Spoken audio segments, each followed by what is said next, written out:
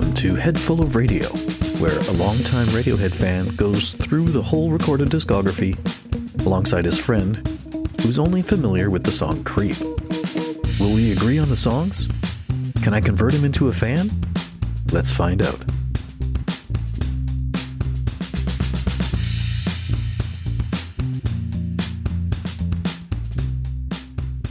Welcome to April 29th.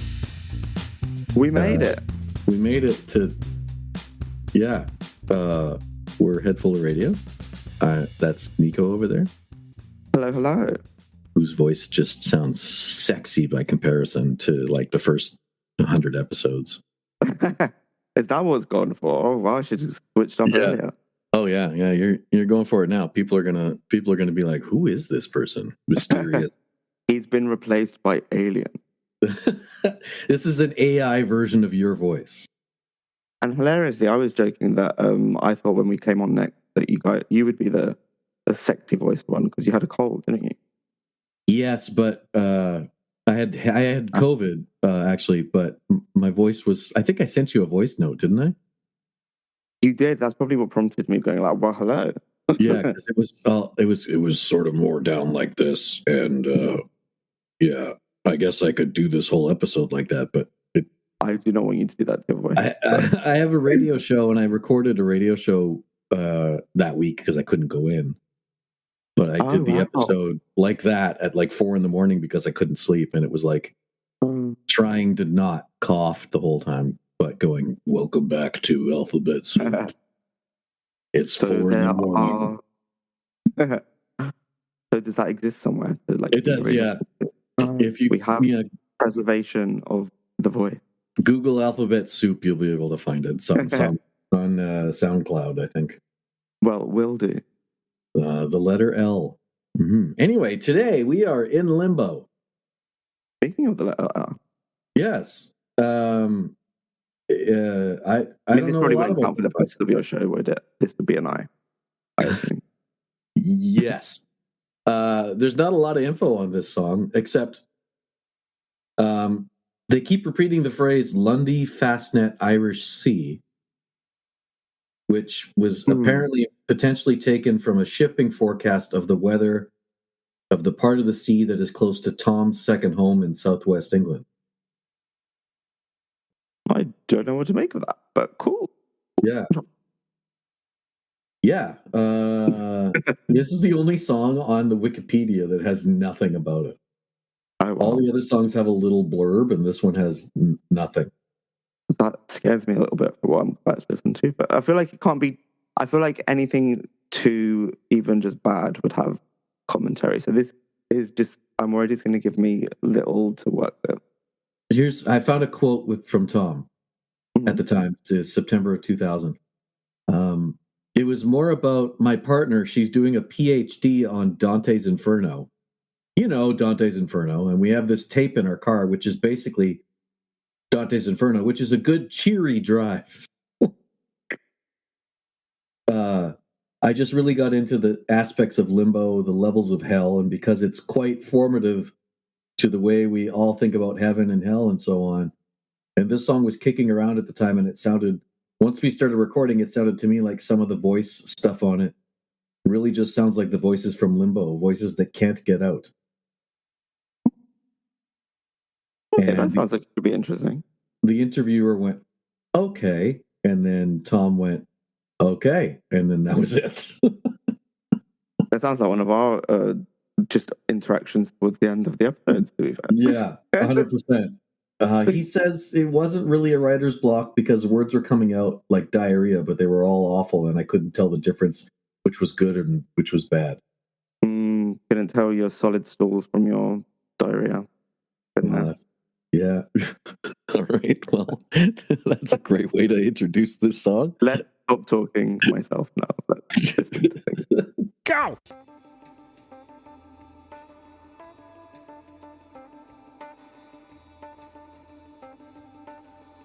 This is the first time I've ever read those words and heard them.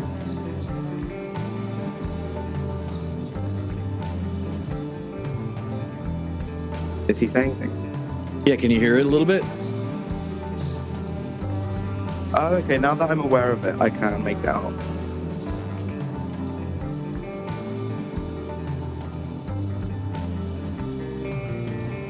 The way he's saying it is kind of giving me a little Charlie XCX, which is very strange. I don't know what that reference means, but I get it. But Thank you. yeah.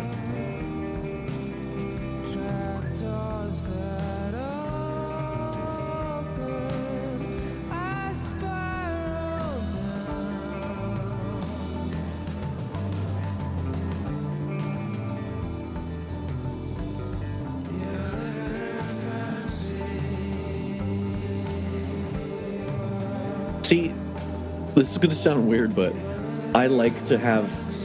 Back in the day, I was having a lot of baths. I still have a lot of baths, but this was my bath album. Oh, So bath. Okay. bath. I did. What did I think you said? Maths, I thought you said. And I was like, I don't know what you mean by that. I'm terrible with math. Sorry, and I remember this song a lot being the point where I'm like, okay, I'm halfway done the album. I should probably get out of the bath. This is your realization. You need to I'll turn into a prune. Exactly.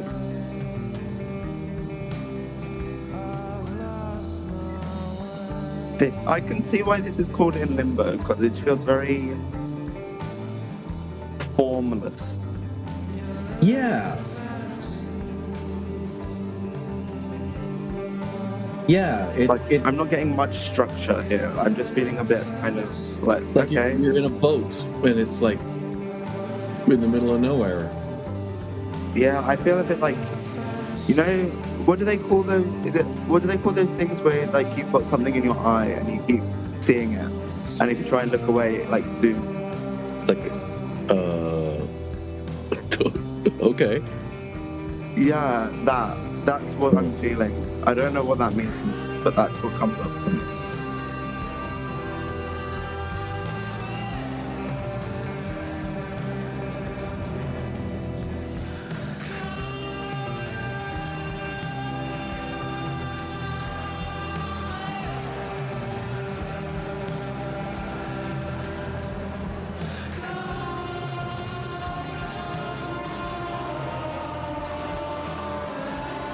Oh.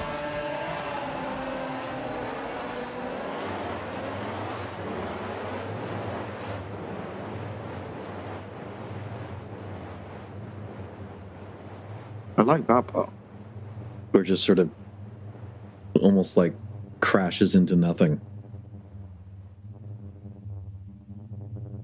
Yeah, I feel like we transitioned into the getting incinerated in hell or something. Yeah. So there you go. There's In Limbo. Well, that was definitely a song. I will concede that much. I think, you know what, the interesting thing about that track is like it seems very I don't want to say like nothing, like you kind of said, like it's formless. But I think the thing that we've hit in this part of the album is like it almost felt like I was in a waiting room waiting for listening to this and also sort of going, what's next?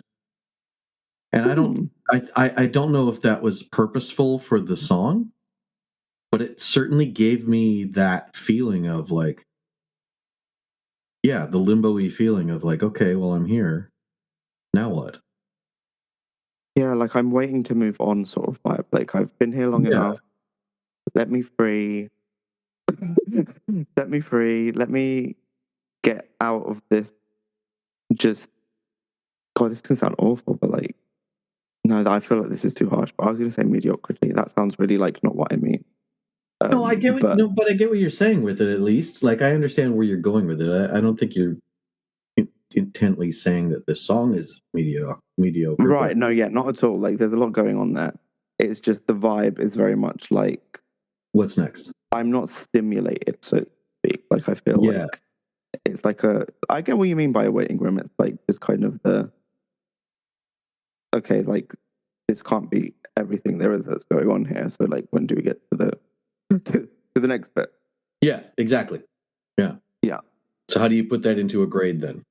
I would probably have to give that a Monsieur Philip, a Phil. A Monsieur Philippe. Mr. Philip. Okay. We'll give it a Mr. Philip, which is a 2, I think. 2. That's What right. say you about your score? I think I'm going to go for a Phil and a half. Again, I kind of like what I said with Optimistic. I think I'm giving it the extra half because of the complexities of the way that the song is put together. Like there's so many things going on that I'm interested, but I'm not like in love with it. You know what I mean? I do know what you mean. Yeah, that's sort of where I'm at with that. Very fair. Yeah. Okay, well, that was that. Well, that was in Limbo, and in Limbo we were. Yes. See you next week for episode number 1, 2, 3. All right.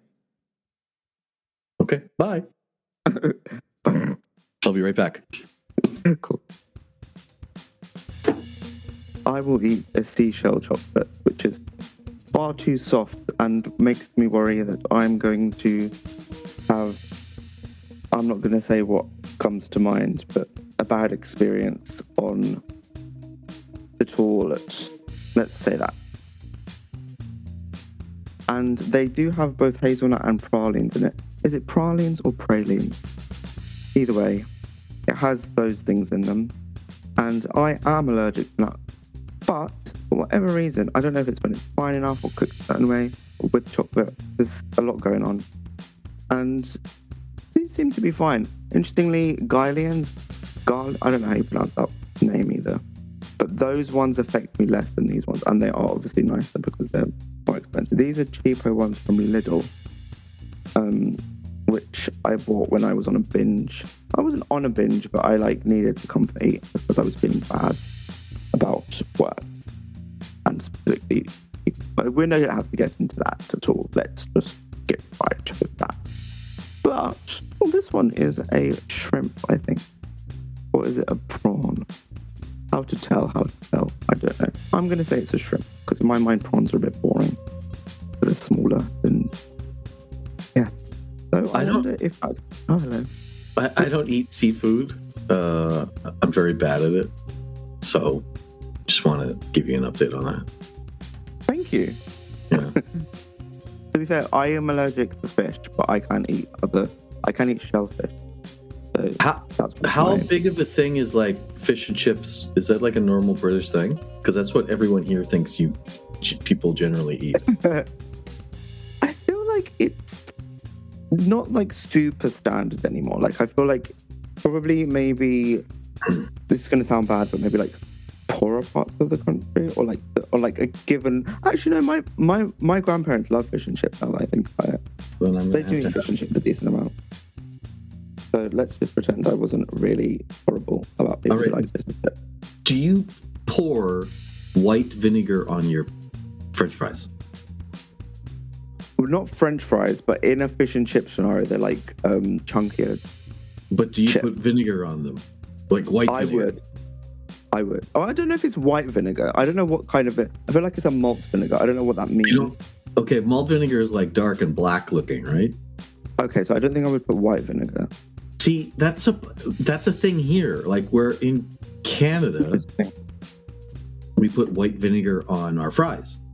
And it's apparently a British thing, but from my understanding, the British thing is malt vinegar, which I don't like at all.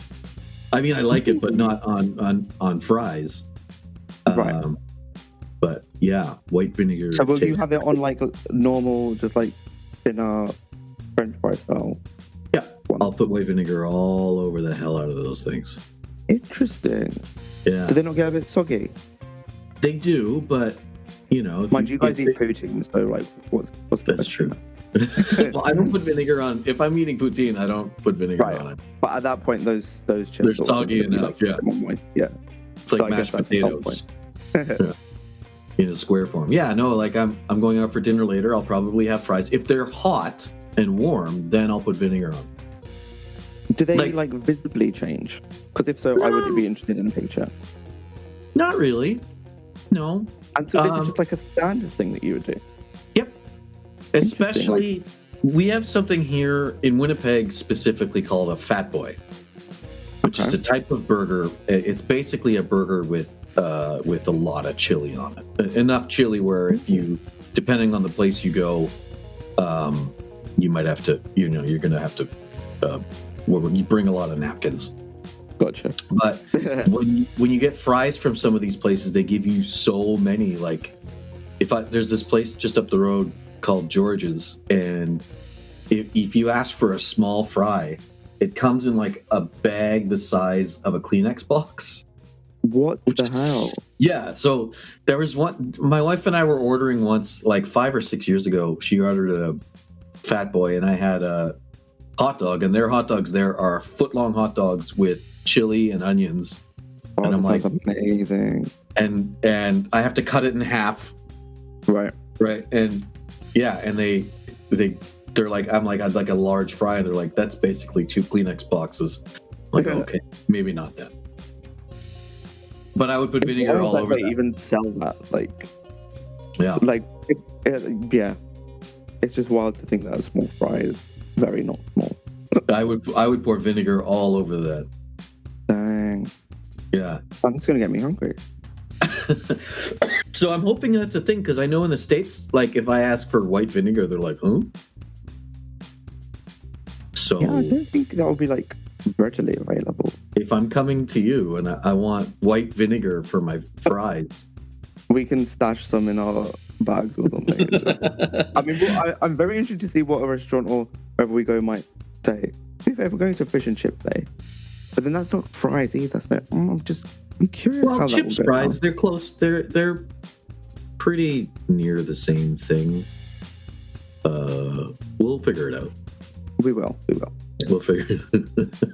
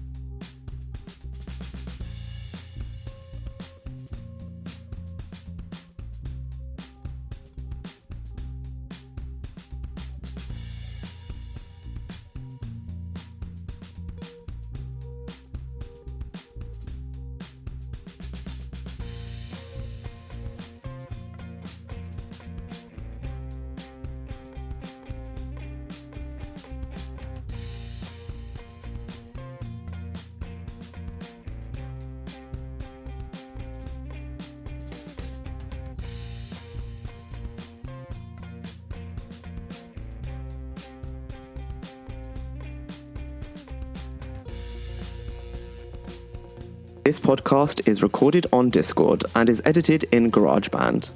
The intro and outro music are Radiohead covers and can be found on Spotify under the band Lift. That's Lifte, with F as in Foxtrot. Also, find us on TikTok and Vimeo under the name @Headful of Radio.